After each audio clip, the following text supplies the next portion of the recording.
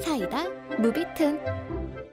대학교 1학년 때 나는 한 음식점에서 알바를 하게 됐다. 체인 음식점이었지만 규모도 작았고 소수 인원이 돌아가면서 근무, 운영되는 분위기였다.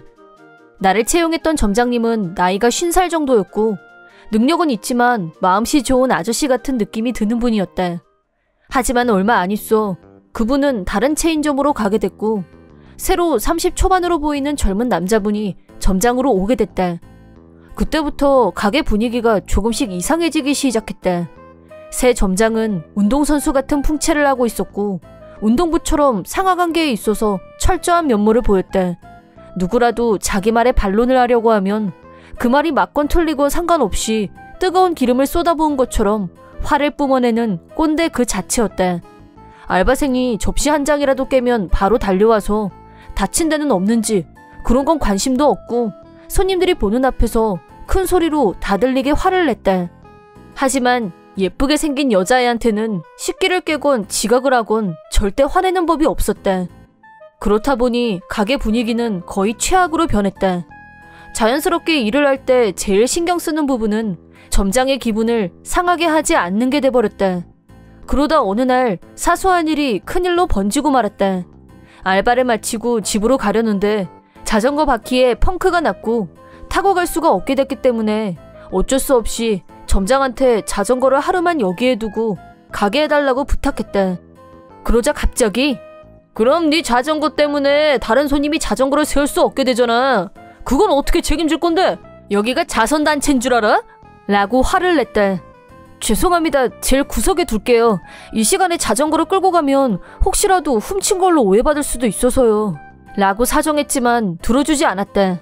간단하게 끝날 줄 알았던 용건은 점장이 욕을 퍼부으면서 나도 반론을 시작했고 그러자 점점 목소리가 커지면서 다른 사람들이 보다 못해 우리 둘을 말리려고 끼어들 정도로 일이 커졌다. 이게 건방지게 그렇게 불만이면 그만두고 나가면 되잖아. 너 같은 거 정도는 얼마든지 대체할 수 있어. 라고 사태가 비화됐다. 혼자서 점점 열이 받아서 막말을 내뱉기 시작한 점장은 결국 자기가 한 발언에 발목을 잡히고 말았는데 이 자식만 문제가 아니야. 방금 말리겠다고 오지랖 부리고 끼어들었던 것들도 다 같이 그만둬. 그 말을 듣고 난 후 나뿐만 아니라 알바생 전원의 뚜껑이 열렸다. 네, 그만둘 겁니다. 당신 같은 사람 밑에서는 일하고 싶지 않습니다. 저도요. 저 같은 애 대신할 사람은 얼마든지 있을 거 아니에요? 저도 찾아보면 이 정도 알바짜리는 얼마든지 있어요. 라고 하면서 한 사람 또 한 사람 알바를 그만두는 사람이 속출했다. 별로 긴 시간은 아니었지만 그동안 신세 많이 졌고요. 다시는 우연이라도 부딪히고 싶지 않네요. 인생 수업 한번 했다고 생각하겠습니다. 라고 하고 가게에서 나왔다. 그날 알바를 그만둔 사람 중에는 10년이나 일해온 베테랑 알바생도 점장이 예뻐하던 여자애도 포함됐다. 가게 밖으로 나온 후 점장이 예뻐하던 애한테 왜 너까지 그만두냐고 묻자 알고 보니 점장은 그 여자애한테 성추행 비슷하게 데이트를 하자고 치근덕거리고 있었고 그 여자의 입장에서는 징그러워서 더는 못 참겠다는 게 이유였다. 결국 그 점장은 모두가 싫어하는 존재였다는 걸 알게 됐다. 다음날 시간이 남아서 가게 앞을 지나갔는데 연중 무휴인 가게가 휴무 중이었다. 그러거나 말거나 내가 참견할 일은 아니었고 나는 이미 그만둔 몸 관심을 가져서 무엇하리 하고 돌아서는데 어제 나랑 같이 그만둔 다른 알바생을 만났다. 진짜 다 그만둔 모양이라고 우리 둘이서 너무 골 때린다고 큰 웃음 한번 웃은 뒤 바로 헤어졌다. 그리고 다시 일주일 후 갑자기 점장의 상사인 에리어 총괄 과장이란 사람한테 할 얘기가 있으니까 곧장 가게로 와줄 수 있냐는 연락을 받았다. 솔직히 이미 가게를 그만둔 마당에 무슨 얘기를 하라는 건지 쏙 내키진 않았지만 할 얘기란 게 뭔지 호기심이 발동해서 일주일 만에 가게로 갔다.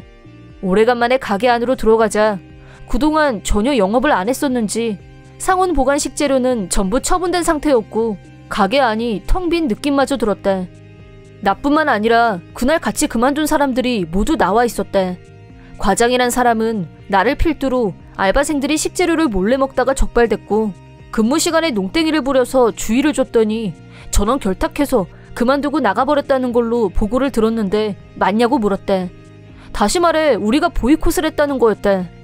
그건 억지라고 전면 부정한 후 전후 사정을 모두 다시 설명했대. 최대한 감정은 빼고 객관적인 팩트만 전달했는데 반응은 상상 이상이었대.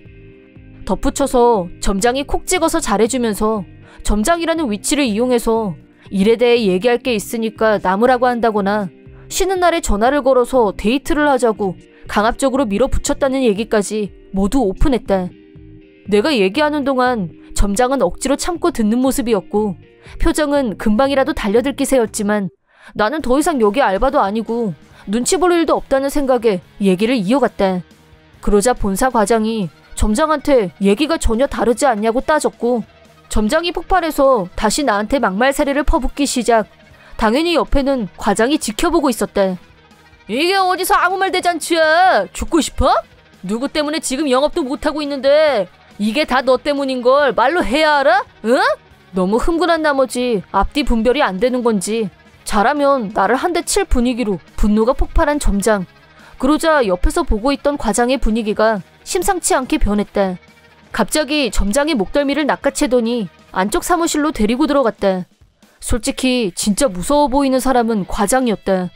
다시 홀로 나왔을 때는 점장도 기가 죽어 있었대. 라기보다는 눈물이 글썽한 점장과 아까보다 더 냉정하고 침착해 보이는 과장이 결론부터 말씀드리죠. 오늘부로 점장은 해고입니다. 다시는 이 근처에 얼씬도 못하게 할 겁니다. 그래서 부탁드리는데 다시 돌아와 줬으면 합니다. 본사 입장에선 이런 점장보다는 여러분들이 더 필요합니다. 라고 과장이 말했대. 또박또박 말하는 과장과 달리 무슨 말을 들었는지 완전히 기가 죽은 점장은 더 이상 나한테 한마디도 하지 않았대. 오히려 과장이 우리한테 사과하라고 하자 눈물을 글썽이면서 모두에게 사과했대. 과장은 점장한테 성추행을 당했던 알바생한테 그에 상응하는 책임을 지게 하겠다고 말했대. 그제야 안심이 됐는지 당사자도 고개를 끄덕이며 수긍하는 분위기였대. 솔직히 다시 와달라는 말을 들었을 때 망설여진 게 사실이다. 최악의 점장이 사라진다고 해도 안 좋은 기억이 많아진 곳으로 굳이 다시 와서 일을 해야 하나 싶었대. 그래서 생각할 시간을 조금 달라고 말하려고 하는 찰나 이어진 과장의 발언에 깜짝 놀라고 말았대.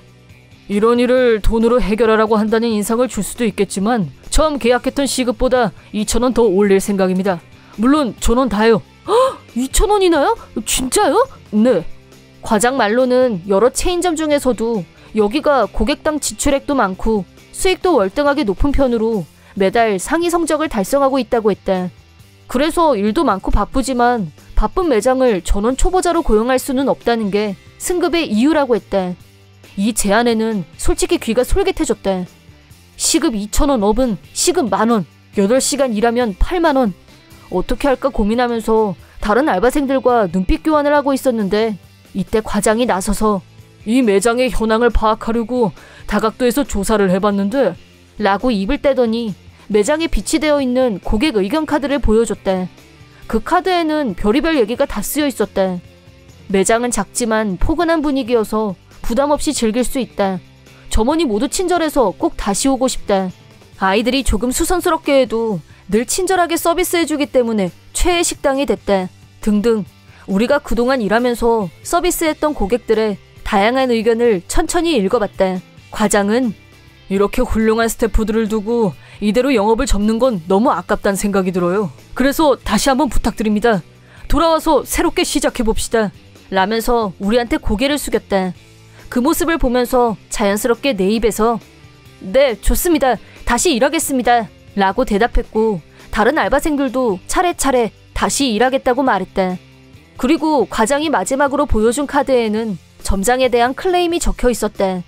점장이라는데 친절 1도 없고 볼 때마다 열심히 일하는 스태프들한테 소리만 지르고 진짜 꽝이다. 이 점장 잘났으면 좋겠다. 옛날 점장이 훨씬 좋았다. 기타 등등. 그걸 본 점장의 표정이 파랗게 질려갔다. 그 후 우리는 다시 새로운 마음으로 손님들을 맞았다. 이번 일을 처리하면서 과장도 깨달은 바가 있었는지 다시 예전 점장님이 컴백하셨다. 그리고 우리 가게 분위기도 예전 분위기로 완벽하게 돌아갔다. 문제의 점장은 그날로 바로 해고 가게를 떠났지만 그 알바생이 성추행으로 고소했기 때문에 위자료를 지불하게 됐다. 또 이번 일이 신문에 나면서 점장은 상당한 액수의 위자료를 지불한 후 신상이 털리면서 살던 곳에서 도망치듯 다른 곳으로 이사를 갔다고 한다. 꼴 좋게 됐다 참. 이번 영상은 어떠셨나요? 재밌게 보셨다면 구독, 좋아요에 댓글까지 달아주시면 감사하겠습니다. 그럼 다음 영상에서 만나요.